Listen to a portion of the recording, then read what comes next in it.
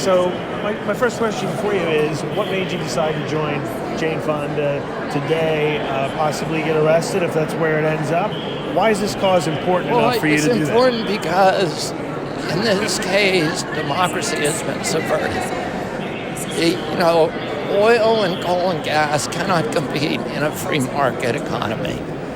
They require huge subsidies and they require a lot of government. It's a massive government intervention to try to make them work. Solar and wind today are so cheap, 1/5 to 1/8 the cost of the incumbent fuels of coal, oil, nuke, and gas. The strategy of the industry has been to subvert democracy, to corrupt public officials, to capture agencies, and when democracy is subverted, the only option left is civil disobedience. What about subsidies in terms of green energy? They need subsidies as well, No, right? they don't need any subsidies. If coal and oil get $5.2 trillion in subsidies a year, according to the IMF. So the total subsidies of wind and solar throughout history are a tiny, tiny fraction of that.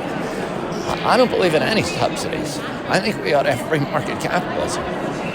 A lot of the oil guys pretend they like free markets, but what they want is cushy crony capitalism, socialism for their companies, for the rich, and a very brutal, barbaric, savage, and cruel capitalism for the poor. And if we can get rid of the subsidies in coal and oil, that industry will disappear overnight. You mentioned the Civil War as well during your speech, comparing the power of the oil companies. Of course. We're transitioning to a new energy economy, and that's exactly what happened in the Civil War. We went from an economy of free human labor to the Industrial Revolution, and the slave owners fought it. And the incumbents today are doing the same thing. They're willing to tear the country apart, and they're homicidal.